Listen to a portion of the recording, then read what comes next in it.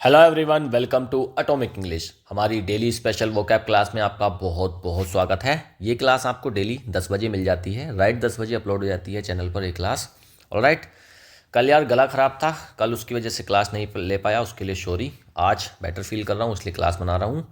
और क्लास शुरू करने से पहले बताना चाहता हूँ मैं कि भाई एडिटोरियल की क्लास होती थी उसको बहुत इफ़ेक्टिव बना दिया गया है।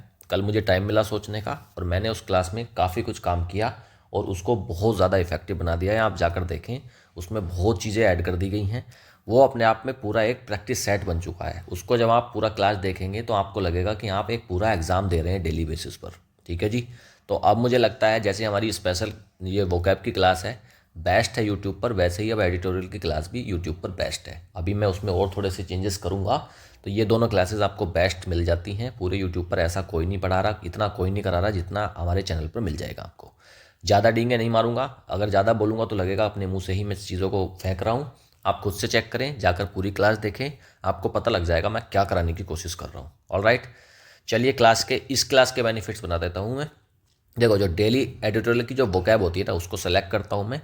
एडिटोरियल वाले पार्ट में उसका केवल हिंदी और इंग्लिश मीनिंग होता है, लेकिन यहाँ पर उसमें एंटोनियम्स ऐड करे जाते हैं, सिनोनिम्स ऐड करे जाते हैं और साथ में उसका सेंटेंस यूज़ और पार्ट ऑफ स्पीच क्या है, वो वर्ड क्या चीज़ है, एडजेक्टिव है, एडवर्ब है, वर्ब है, नाउन है, क्या है। तो वो सारी चीज़ें यहाँ पर डिस्कस होती हैं। बहुत डिटेल में तरीके से समझाता हूँ, पढ़ते पढ़ते ही याद हो जाएगा।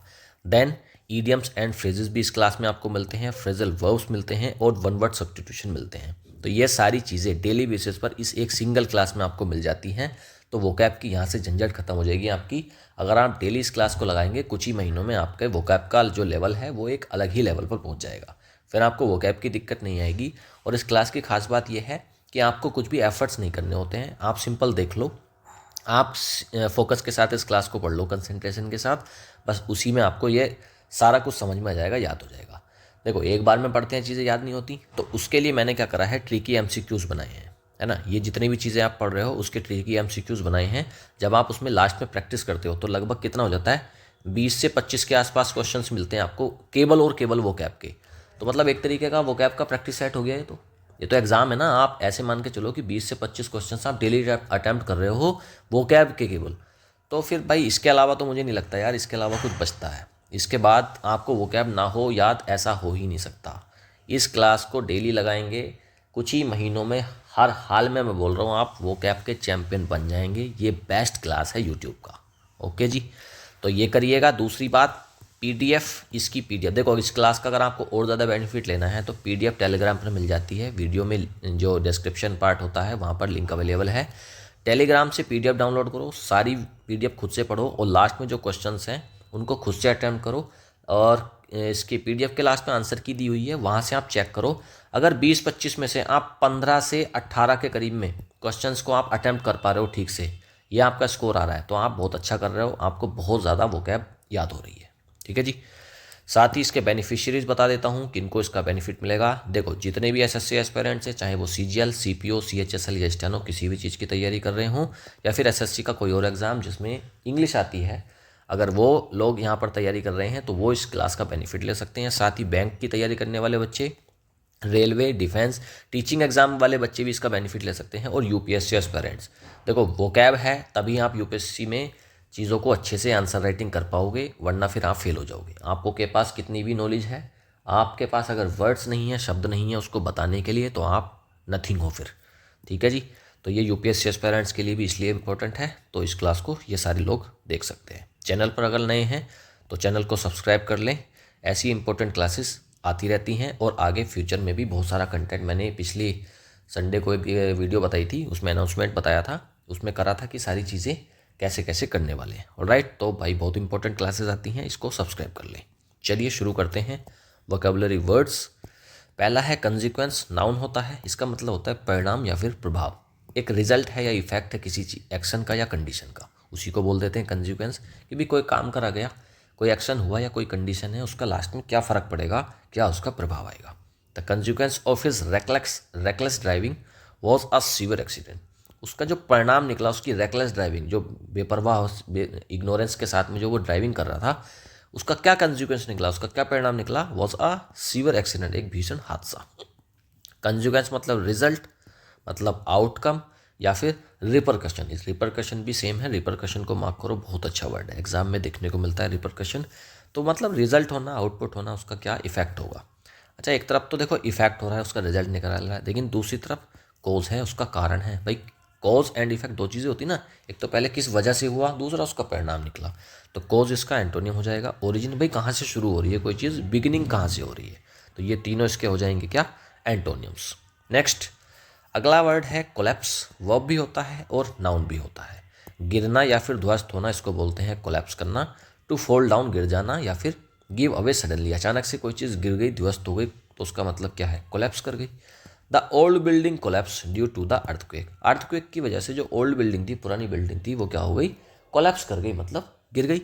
फॉल करना, क्रम्बल करना, ब्रेक डाउन करना, तो तीन इसके सिनोनिम्स हो जाएंगे। फॉल मतलब गिरना, क्रम्बल भी वही है, और ब्रेक डाउन। क्रम्बल को मार्क करो। अच्छा, एक तरफ तो गिर रही है, कोई चीज़ कोलैप्स कर रही है, ध्वस्त हो रही है, लेकिन दूसरी तरफ राइज कर रही है, उठ रही है, स्ट्रेंथन कर रही है, मजबूत हो रही है, और बिल्ड, बिल्ड मतलब बन रही है कोई चीज़, तो कोलैप्स नहीं कर रही, बन रही है। तो तीनों इसके क्या हो जाएंगे, एंटोनियम्स। आगे कॉन्ट्रैक्शन नाउन होता है, संकुचन या फिर छोटा होना या सुकड़ना, इसको बोलते हैं कॉन्ट्रैक्शन होना। The process of becoming smaller और टाइटर, कोई चीज़ स्मॉल बन रही है, टाइट हो रही है, उसको बोलते हैं contraction. The contraction of the economy, जो इकोनॉमी का कॉन्ट्रैक्शन हो रहा है, स्मॉल हो रही है economy, led to job losses, उससे क्या हो रहा है भाई, जॉब के लॉस हो रहा है। जब इकोनॉमी श्रिंक करती है तो क्या होता है, जॉब लॉस होता है। श्रिंकिंग होना। रिडक्शन, रिडक्शन मतलब कम हो रहा है। कंप्रेशन हो रहा है, कंप्रेस, फाइल को कंप्रेस करते हैं ना, फाइल कंप्रेस करके क्या करते हैं, उसकी हम साइज घटा देते हैं, तो कंप्रेशन मार्क कर लो, और श्रिंकिंग भी ठीक है, इसको मार्क कर लो। अच्छा, एक तरफ तो कम हो रहा है, संकुचन हो रहा है, छोटा हो रहा है, लेकिन दूसरी तरफ एक्सपेंशन, बढ़ रहा है, ग्रोथ हो रही है, एनलार्जमेंट हो रहा है। लार्ज क्या होता है, बड़ा, एनलार्जमेंट मतलब बढ़ोतरी होना, बड़ा होना कोई चीज़। तो ये तीनों इसके एंटोनिम्स हो जाते हैं। इसमें से आप एनलार्जमेंट मार्क कर लो। अगला वर्ड है सर्ज। सर्ज का मतलब होता है, सॉरी, ये होता है नाउन या फिर वर्ब। इसका मतलब होता है उछाल या तेजी से बढ़ना, कोई चीज़ बढ़ रही है तो मतलब क्या हो रहा है, सर्ज हो रहा है उसमें। A sudden and great increase हो रहा है, ठीक है। देर वॉज अ सर्च, वहाँ पर क्या था, एक उछाल था या फिर बढ़ोतरी थी। इन डिमांड, डिमांड में किस चीज़ की, for online courses during the lockdown. Lockdown के दौरान फिजिकल क्लासेस तो हो नहीं रही थी, तो फिर किस चीज़ की डिमांड में सर्ज हुई, उछाल हुआ, बढ़ोतरी हुई, ऑनलाइन क्लासेस की डिमांड में। इंक्रीज होना, राइज होना और अपसर्ज होना। सर्ज और अपसर्ज तो एक जैसा ही है, ठीक है। और इंक्रीज या फिर राइज होना, बढ़ना। अच्छा, एक तरफ तो उछाल है, तेजी से बढ़ रही हैं चीज़ें, लेकिन दूसरी तरफ डिक्लाइन कर रहा है, कम हो रहा है, ड्रॉप हो रहा है। ड्रॉप मतलब गिर रहा है, डिक्रीज वही है, तो मतलब तीनों हो गए गिरना। तो डिक्लाइन, ड्रॉप और डिक्रीज हो जाते हैं इसके एंटोनियम्स। आगे अगला वर्ड है मैंडेट। नाउन होता है, वर्ब भी होता है। मैंडेट का मतलब होता है आदेश या फिर अधिदेश, जनादेश भी बोल सकते हैं इसको। जनता जो फैसला करती है इलेक्शन के टाइम पे, जो अपना मत देती है, पूरी किसको सरकार में बुलाना है, उसको मैंडेट बोल देते हैं। एन ऑफिशियल ऑर्डर और कमीशन टू डू समथिंग, कोई एक ऑफिशियल ऑर्डर है या कमीशन है कि भाई किस काम को कैसे करना है। The government issued a mandate, government ने क्या करा है, एक आदेश जारी करा है। देखो, वो जनता वाला भी मैंडेट ही होता है, यहाँ पर बात हो रही है गवर्नमेंट की। तो गवर्नमेंट ने क्या मैंडेट मतलब कोई एक ऑर्डर इशू करा होगा, to wear mask in public places, public places पर मास्क पहनने के लिए। ऑर्डर, ऑर्डर करना, डायरेक्टिव होना, डायरेक्टिव मतलब क्या है, डायरेक्शन दी है गवर्नमेंट ने। कमांड करना, तीनों हो गए इसकी क्या सिनोनिम, डायरेक्टिव को मार्क कर लो। अच्छा, एक तरफ तो हो रहा है आदेश दिया जा रहा है ना, कि भाई आपको पालन करना ही करना है, कमांड दी जा रही है। अगर आपको कोई ऑर्डर देता है तो उसका मतलब क्या है, आप बाध्य हो करोगे। लेकिन दूसरी तरफ सजेशन दी जा रही है। सजेशन और कमांड या ऑर्डर में क्या फ़र्क है, सजेशन आपको दी जाती है, अब आपके ऊपर है कि आप उस काम को करें या ना करें। लेकिन ऑर्डर क्या होता है, ऑर्डर होता है आपको करना ही करना है। तो सजेशन हो रही है। रिक्वेस्ट और रिकमेंडेशन तीनों इसके क्या हो जाते हैं, एंटोनियम्स हो जाते हैं। आगे अगला वर्ड है रीबूट। वर्ब भी होता है और नाउन भी होता है। पुनः प्रारंभ करना, देखो री का मतलब होता है अगेन, बूट। आप मोबाइल को रीबूट करते हो तो क्या होता है, वो दोबारा से उसको स्टार्ट करते हो, आप रीस्टार्ट करते हो। रीबूट मतलब रीस्टार्ट। तो to restart something specially a system और प्रोसेस, किसी एक सिस्टम को या प्रोसेस को दोबारा से रीस्टार्ट करना, उसी को बोलते हैं रीबूट करना। The company decided to reboot, company ने क्या डिसाइड करा है कि वो रिबूट करेगी, दोबारा से शुरू करेगी इट्स मार्केटिंग स्ट्रेटेजी, अपनी मार्केटिंग स्ट्रेटेजी को। देखो, कंपनी क्या है, न्यूट्रल, न्यूट्रल नाउन होता है ना, न्यूट्रल होता है ये, तो इसको क्या बोलते हैं फिर, कंपनी। इसके लिए क्या आ गया, इट्स आ गया ना, न्यूट्रल, न्यूट्रल है ना, तो इसके लिए फिर क्या आ गया, ना तो ये फेमिनिन है ना ये मस्कुलिन है, न्यूट्रल है, तो इसी के लिए फिर आ गया इट्स। रिबूट वर्ब होता है ना, तो इसका मतलब क्या है, स्टार्ट करना दोबारा से, तो रीस्टार्ट करना, रिवाइव करना, रिवाइव बहुत अच्छा वर्ड है, और रिफ्रेश करना, तीनों हो गए इसके सिनोनियम्स। अच्छा, एक तरफ तो शुरू कर रहे हो, है ना, रीस्टार्ट करा जा रहा है, रिवाइव करा जा रहा है, लेकिन दूसरी तरफ शट डाउन कर रहे हो, बंद कर रहे हो, हल्ट, हल्ट पे रख दिया मतलब रोक दिया थोड़ी देर के लिए, या फिर सीज कर दिया। सीज का मतलब भी वही होता है, रोक देना। सीज मार्क ही कर लो ना इसमें, सीज को मार्क कर लो, हल्ट को भी मार्क कर लो। आगे एक्सप्लॉइट, एक्सप्लॉइट करना होता है वर्ब या फिर नाउन भी होता है ये। इसका मतलब होता है शोषण करना, दोहन करना, किसी को एक्सप्लॉइट करना मतलब शोषण करना, हरास करना। To take advantage of something often unfairly, किसी की एडवांटेज ले रहे हो, किसी का फ़ायदा उठा रहे हो आप अनफेयर तरीके से। सम कंपनीज, कुछ कंपनीज क्या करती हैं, एक्सप्लॉइट करती है वर्कर्स को, उनका फ़ायदा उठाती है या फिर शोषण करती हैं बाय पेइंग लो वेजेस, उनको कम वेतन देकर।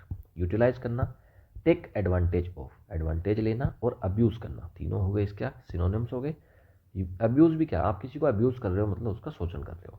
अच्छा, एक तरफ तो अब्यूज़ हो रही है, यूटिलाइज कर रहे हो उसको, एक्सप्लॉइट कर रहे हो, शोषण कर रहे हो, लेकिन दूसरी तरफ प्रोटेक्ट कर रहे हो, उसको बचा रहे हो, सपोर्ट कर रहे हो किसी को, है ना, सपोर्ट कर रहे हो आप, या फिर असिस्ट कर रहे हो, तो तीनों इसके एंटोनिम्स हो जाते हैं, प्रोटेक्ट, सपोर्ट और असिस्ट। नेक्स्ट अगला वर्ड है फॉर्मुलेट, वर्ब होता है तैयार करने को बोलते हैं फॉर्मुलेट, या फिर योजना बनाना, कि भाई फॉर्मुलेट कर रहे हो आप, क्या कर रहे हो, फिर आप प्लानिंग कर रहे हो या फिर कोई योजना बना रहे हो। टू क्रिएट और डेवलप अ प्लान, कोई एक प्लान बनाना, स्ट्रेटेजी बनाना, उसी को बोलते हैं फॉर्मुलेट करना। Scientist are working to formulate, scientist क्या कर रहे हैं, फॉर्मुलेट करने के लिए, बनाने के लिए, प्लान बनाने के लिए, क्या चीज़, एक नई वैक्सीन, तो एक वैक्सीन बनाने का वो प्लान कर रहे हैं। डेवलप करना, फ्रेम करना या फिर कंस्ट्रक्ट करना, वही होता है फॉर्मुलेट करना। अच्छा, एक तरफ तो चीज़ों को तैयार कर रहे हो आप, है ना, योजना बना रहे हो या फिर क्रिएट कर रहे हो, लेकिन दूसरी तरफ डिस्ट्रॉय कर रहे हो, नष्ट कर रहे हो, रूइन, बिगाड़ दे रहे हो, बर्बाद कर रहे हो या फिर निगलेक्ट कर रहे हो। रूइन इसमें अच्छा वर्ड है, इसको मार्क कर ले। आगे अगला वर्ड है ग्रैपल, वर्ब होता है संघर्ष करना या जूझना, इसी का मीनिंग होता है संघर्ष करना या फिर जूझना। स्ट्रगल करना, रेसल करना विद समथिंग, किसी चीज़ से आप स्ट्रगल कर रहे हो, रेसल कर रहे हो। रेसल क्या, रेसलिंग होती है ना, तो रेसलिंग में क्या, संघर्ष ही तो होता है। The government is grappling, government क्या कर रही है, संघर्ष कर रही है with rising inflation, rising inflation, जो इन्फ्लेशन बढ़ रहा है उसके साथ में क्या कर रही है, ग्रैपल कर रही है, मतलब जूझ रही है, स्ट्रगल कर रही है। स्ट्रगल करना, रेसल करना या फिर टैकल करना। स्ट्रगल, रेसल, टैकल, तीनों एक जैसे वर्ड हो गए। ठीक है, आगे एक तरफ तो आप देखो संघर्ष कर रहे हो, आप लड़ रहे हो, जूझ रहे हो, टैकल कर रहे हो, लेकिन दूसरी तरफ आपने कर दिया सरेंडर, आपने समर्पण कर दिया है, आप अवॉइड कर रहे हो, आप नहीं लड़ रहे किसी चीज़ से, ना जूझ रहे हो, इग्नोर कर रहे हो, तीनों इसके हो जाते हैं क्या, एंटोनिम्स। आगे अगला वर्ड है इम्पेडिमेंट, नाउन होता है बाधा या रुकावट को बोलते हैं impediment, something that hinders progress, जो हिंडर करेगा, रोकेगा, प्रोग्रेस को कोई चीज़ अगर रोकती है तो वो होती है impediment. Lack of funds is a major impediment, जो लैक ऑफ फंड्स है, पैसों की जो तंगी है, कमी है, वो क्या है, एक बहुत बड़ा इम्पेडिमेंट है, मतलब रुकावट है, बाधा है टू द प्रोजेक्ट के लिए। ऑब्स्टेकल होना मतलब बाधा, बैरियर होना, हिंड्रेंस, तीनों हो गए क्या इसके सिनोनिम। ऑब्स्टेकल मार्क कर लो और हिंड्रेंस, बैरियर भी ठीक है कर लो मार्क। अच्छा, एक तरफ तो बाधा बन रही है, हिंड्रेंस हो रही है, ऑब्स्टेकल है, लेकिन दूसरी तरफ एड मतलब सहायता दी जा रही है। एड होता है क्या, सहायता, सपोर्ट दे रहे हैं आप, असिस्टेंस दे रहे हो, तीनों हो गए क्या इसके एंटोनिम्स। चलिए अब ईडियम्स करते हैं, और ऑलरेडी मैं बताता हूँ, देखो 200 मोस्ट इंपॉर्टेंट रिपीटेड ईडियम्स की 2 वीडियोस ऑलरेडी चैनल पर अवेलेबल हैं, वहाँ से ज़रूर 2-3 क्वेश्चंस बनते हैं, आप उनको ज़रूर देख लें, चैनल के प्लेलिस्ट सेक्शन में आपको मिल जाएगी। चलिए आगे बढ़ते हैं। चीक बाई जाउल, बहुत नज़दीक है कोई चीज़, वेरी क्लोज टुगेदर, कोई चीज़ बहुत ज़्यादा आसपास है, तो चीक बाई जोल। अच्छा, जो क्या होता है आपका, जबड़ा होता है ना जो, और चीक क्या होता है, गाल, तो दोनों बहुत आसपास रहते हैं ना, तो cheek by jowl, very close together. The houses in the old city, पुराने शहर में जो हाउसेज हैं, are built cheek by jowl, मतलब वो आसपास ही बने हुए हैं, बहुत नज़दीक, क्लोज बने हुए हैं। कैच अ स्ट्रो, अंतिम उपाय की तलाश करना, to try any means to survive और सक्सीड, सक्सीड करने के लिए अंतिम, हेल्प करने को भी वैसे तो कैच अ स्ट्रो बोल देते हैं। In his desperation he was catching at a straw, तो अंतिम उपाय की तलाश कर रहा था वो, catch a straw. Cry wolf, cry wolf क्या होता है भाई, झूठी चेतावनी देने को बोलते हैं cry wolf. To give a false alarm, या फिर इसका मतलब क्या है, फॉल्स, कोई चीज़ आप बिना बात के, क्राई वुल्फ क्या है, आपने चिल्ला, मतलब वो कहानी सुनी होगी ना कि भेड़िया आ गया वाली जो कहानी है, तो मतलब क्या है, आप फॉल्स अलार्म दे रहे हो, आप झूठी बातें बता रहे हो। ही ऑलवेज क्राइज वुल्फ, वो हमेशा क्या है, झूठी चेतावनी देता है, झूठी बातें करता है। So no one believes in him any more, तो उसमें आप कोई भी बिलीव नहीं करता, विश्वास नहीं करता उसकी बातों पर। कॉल अ स्पेड स्पष्ट रूप से बोलना, to speak honestly and directly. देखो अगर आप तलवार को तलवार बोल दोगे, किसी के पास तलवार है और वो क्रिमिनल टाइप का आदमी है, तो वो सबसे कह रहा है कि भाई ये तलवार नहीं है, ये तो वैसे ही बस एक खिलौना है। लेकिन आप सच्चे हो, आप ईमानदार हो, आपने बोल दिया उसको तलवार को तलवार, तो अब क्या हो जाएगा, आपका संघर्ष शुरू हो जाएगा। तो तलवार को तलवार मतलब आप स्पष्ट रूप से बोल रहे हो किसी चीज़ को, ऑनेस्टली बोल रहे हो, डायरेक्टली बोल रहे हो। कॉल अ स्पेड मतलब स्पष्ट रूप से ऑनेस्टली बोलना। She always calls a spade, वो हमेशा ऑनेस्टली बोलती है, डायरेक्टली बोलती है, no matter how hard it sound, उसे कोई फर्क नहीं पड़ता कि वो कितना गलत साउंड करता है। फ्रेजल वर्ब्स देखते हैं। मूव इन का मतलब होता है अंदर आना या फिर बसना, to start living in a new place, एक नए प्लेस पर बस जाना, उसी को बोलते हैं मूव इन करना। They moved in last week, वो लास्ट वीक अंदर आए हैं या फिर बसे हैं आकर, एंड आर सेटलिंग डाउन, और वो सेटल कर रहे हैं मतलब शिफ्ट हो रहे हैं, तरीके वहाँ पर रहना शुरू कर रहे हैं, बसना शुरू कर रहे हैं। मूव आउट, बाहर जाने को बोलते हैं मूव आउट करना या फिर छोड़ना। देखो मूव इन का मतलब क्या हो गया, अंदर आकर बसना या कहीं पर आकर बसना किसी शहर में, और मूव आउट करना मतलब वहाँ से जाना, छोड़ कर जाना, to leave a place permanently. He moved out after getting a new job in another city, वो मूव आउट कर गया after getting a new job in another city, दूसरे शहर में उसकी जॉब लग गई, तो फिर वो क्या कर गया, मूव आउट कर गया, मतलब वहाँ से चला गया, एक शहर को छोड़कर दूसरे में चला गया, पुराने वाले को छोड़कर। मूव ऑन का मतलब तो आगे बढ़ना होता है, to continue after an event और सिचुएशन। हमें क्या है, मूव ऑन ही तो करना चाहिए, आगे बढ़ना चाहिए लाइफ में, कोई भी प्रॉब्लम आ रही है, कोई भी सिचुएशन है, वहाँ से हमको करना चाहिए मूव ऑन, मतलब आगे बढ़ना। आफ्टर द ब्रेकअप के बाद she decided to move on, उसने डिसाइड करा कि वो मूव ऑन करेगी, आगे बढ़ जाएगी, लाइफ में आगे बढ़ेगी।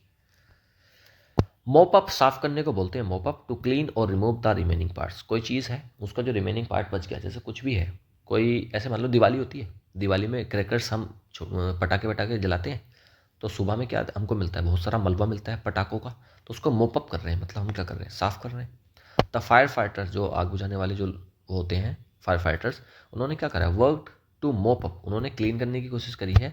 क्लीन करा है क्या, द रिमेनिंग एम्बर्स, जो बाद में मलबा बचा था उसको, एम्बर्स मतलब मरवा राख वगैरह, तो उसको क्या, रिमेनिंग एम्बर्स को मोप अप कर दिया है, साफ कर दिया है। चलिए अब वन वर्ड सब्सटीट्यूशन करते हैं। देख रहे हो आप, एक ही क्लास में आपको कितना कुछ मिल जाता है।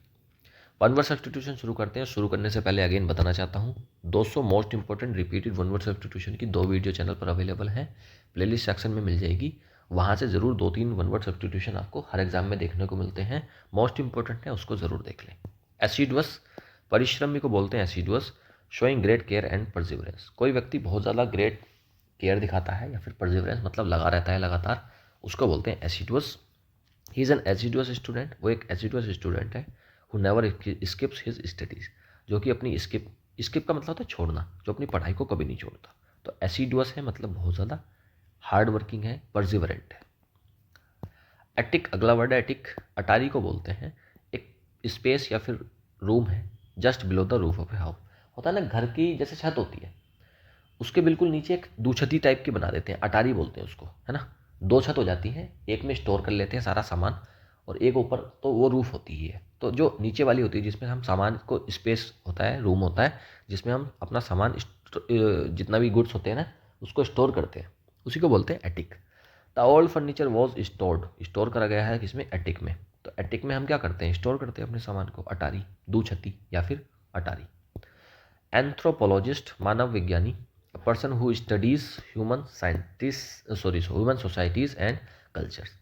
एंथ्रोपोलॉजी होती है एक ऐसा साइंस है, एक ऐसी स्टडी है जिसमें हम एंथ्रोपो होता है ह्यूमन, तो हम ह्यूमंस के बारे में पढ़ते हैं। भाई इंसान के बारे में आप कहाँ पढ़ोगे, एंथ्रोपोलॉजी में, और जो पढ़ेगा उसको क्या बोलते हैं, एंथ्रोपोलॉजिस्ट। IST जहाँ लगता है ना, वो होता है व्यक्ति, पर्सन होता है वो। The anthropologist reached ancient civilisations, sorry reach नहीं है यार, ये रिसर्च है। एंथ्रोपोलिस्ट ने क्या रिसर्च करा है, एंशियंट सिविलाइजेशन, जो पुरानी सिविलाइजेशन थी उनको रिसर्च करा है। अब देखो सिविलाइजेशन किसकी होती है, ह्यूमन की, तो एंथ्रोपोलॉजिस्ट क्या पढ़ रहा है, ह्यूमन की सिविलाइजेशन के बारे में पढ़ रहा है। एस्ट्रोनॉमर, खगोल शास्त्री को बोलते हैं, एक साइंटिस्ट होता है जो स्टडी करता है सेलेशियल बॉडीज। एस्ट्रोनॉमर कौन है, जो ऊपर जो बॉडीज़ हैं, प्लैनेट्स हैं, स्टार्स हैं, है ना, सैटेलाइट्स हैं, उनको जो पढ़ता है उनके बारे में, उसी को बोलते हैं astronomer. The astronomer discovered a new planet, astronomer ने क्या डिस्कवर करा है, एक नया प्लैनेट। चलिए ये सारी चीज़ें तो हमने पढ़ ली हैं, अब हम करेंगे वो खतरनाक काम जिसके बाद आपको सारी की सारी वोकैब यहीं पर इसी क्लास में याद हो जाएगी। हम करेंगे वोकैब प्रैक्टिस, और प्रैक्टिस के बाद आपको सब कुछ याद हो जाएगा इसी क्लास में। Which of the following best defines consequence. Consequence का मतलब बता दो इसमें से। बेस्ट डिफाइंस का मतलब होता है सिनोनियम, या फिर ये जो 3-4 वर्ड्स हैं उसका मतलब पूछेगा कंजिक्वेंस। तो कंजिक्वेंस क्या होता है? किसी चीज़ का आउटपुट, उसी को तो बोलते हैं। कॉज तो होता नहीं है, एक्सक्यूज भी नहीं होता और माइनर डिटेल भी नहीं होती। कंजिक्वेंस होता है एक रिजल्ट या फिर इफेक्ट किसी भी चीज़ का। B option correct. कोलैप्स का अपोजिट पूछा है एंटोनियम। तो कोलैप्स क्या होता है? ढह जाना, गिर जाना, लेकिन फिर इसका उल्टा हो जाएगा क्या? बन जाना, मजबूत हो जाना। तो क्रम्बल तो गिरने को बोलते हैं, शैटर भी, डिसइंटीग्रेट भी। स्ट्रेंथन का मतलब क्या होता है? मजबूत हो जाना। B option correct. Which word refer the process of shrinking और बिकमिंग स्मॉलर। स्मॉल बनने के लिए, श्रिंक करने के लिए इनमें से कौन सा है? एक्सपेंस तो बढ़ना होता है, काट दो। सर्ज उछाल होता है, काट दो। मैंडेट छोड़ दो। कॉन्ट्रैक्शन का मतलब होता है श्रिंक करना, कम होना। B option correct. सर्ज का मतलब एक किसी बिजनेस में, if a business sees a sudden surge, किसी बिजनेस में अचानक से सर्ज आ गया सेल में, तो क्या हो गया? सेल बढ़ गई होगी ना। सर्ज होना, उछाल आना, तो बढ़ गया होगा। व्हाट हैपन, हुआ क्या फिर? डिक्लाइन कर गया? नहीं, सेल्स डिक्लाइन नहीं हुई, सेल्स तो बढ़ गई। Sales have grown suddenly. B option correct होगा।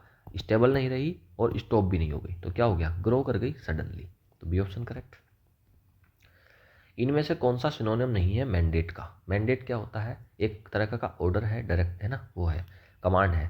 तो कमांड तो मैंडेट होता है, इसको काटो। डायरेक्टिव भी होता है और ऑर्डर। प्रपोजल क्या है? आपको प्रपोजल दिया है, आप चाहे करें या ना करें, तो वो क्या है? इसका सिनोनिम नहीं है। सी ऑप्शन करेक्ट हो जाएगा, या एंटोनियम है इसका। रीबूट का मतलब पूछ रहा है प्रोसेस के टर्म में। रीबूट का क्या मतलब? रीबूट का मतलब दोबारा से शुरू करना, शट डाउन नहीं करना, एक्सपेंड भी नहीं करना, डिस्ट्रॉय भी नहीं करना, रीस्टार्ट करना है या रिवाइव करना है किसी चीज़ को, वही होता है reboot. B option correct.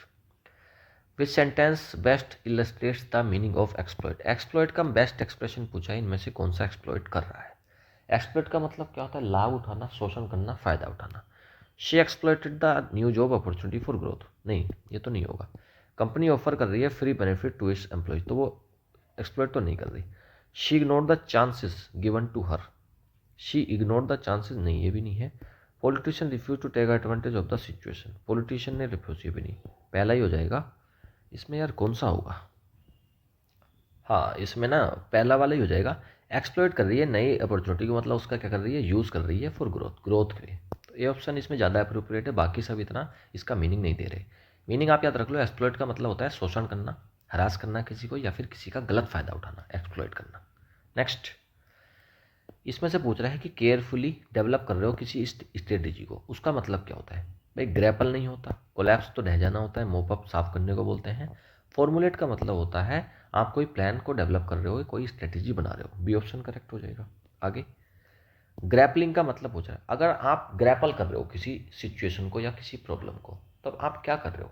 Grapple का मतलब क्या है? आप स्ट्रगल कर रहे हो, टैकल कर रहे हो चीज़ों को, वही तो होता है ग्रैपल करना। तो अवॉइड तो कर नहीं रहे, स्ट्रगल स्ट्रगल कर रहे हो, हाँ स्ट्रगल कर। सॉल्व इट इजीली, इजीली आप सॉल्व भी नहीं कर ले रहे। स्ट्रगल कर रहे हो, सेलिब्रेट भी नहीं कर रहे, तो सी ऑप्शन करेक्ट हो जाएगा नाइन्थ का, कि आप स्ट्रगल कर रहे हो to deal with it. Next, impediment का मतलब पूछा है भाई, इम्पेडिमेंट क्या होता है? इम्पेडिमेंट बाधा को बोलते हैं ना। What is the common impediment to success. Success में कॉमन इम्पेडिमेंट क्या होता है? बाधा क्या होती है सक्सेस में?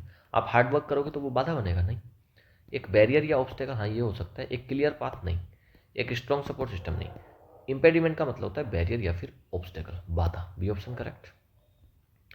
चीक बाउ जाउल, देखो जौ, हमारे जौ क्या होते हैं?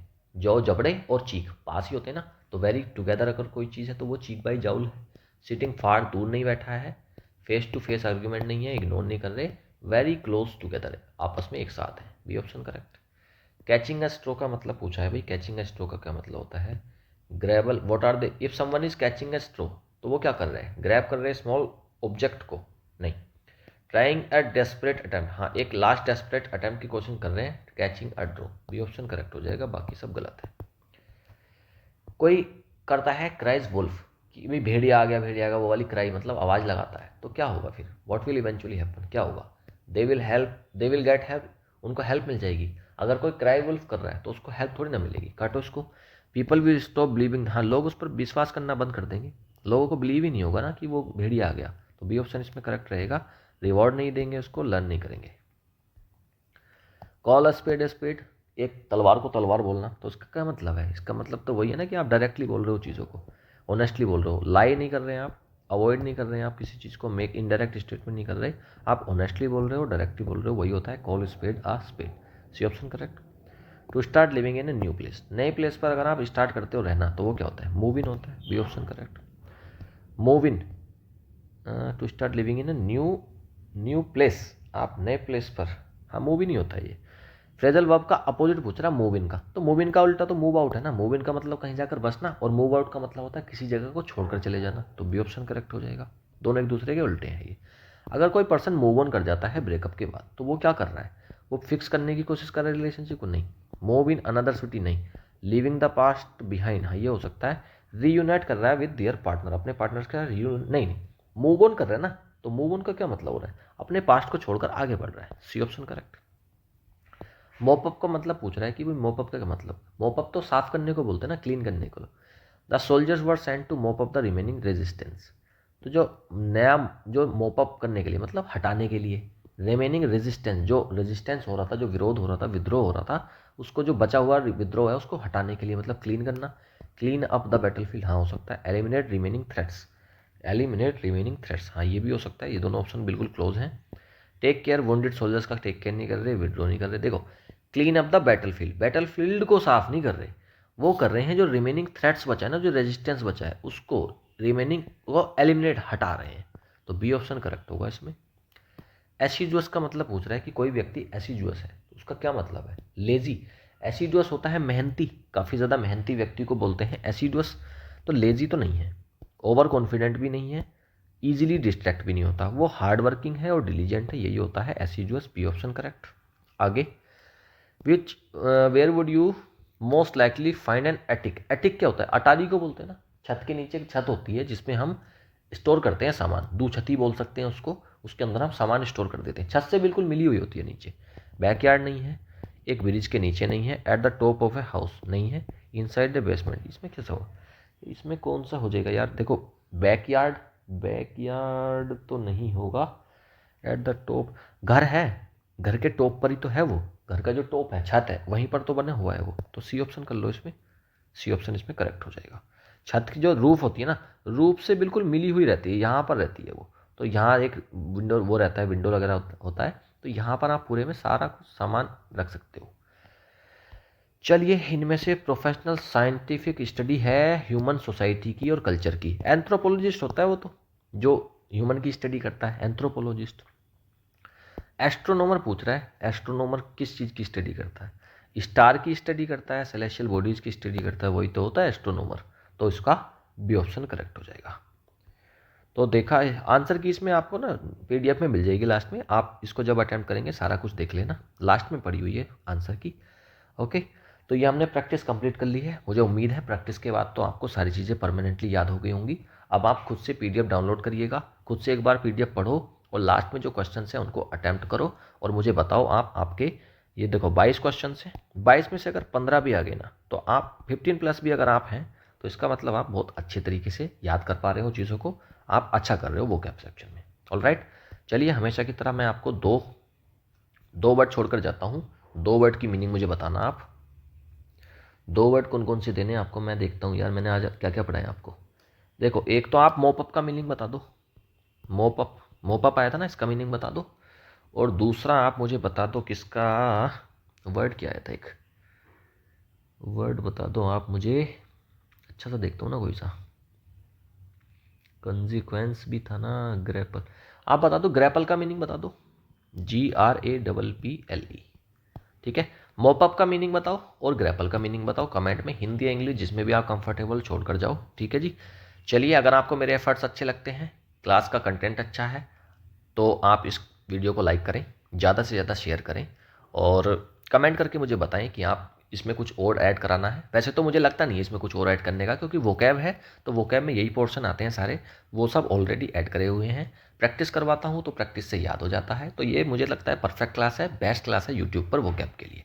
ऑलराइट, चलिए, thank you, have a nice day, good bye.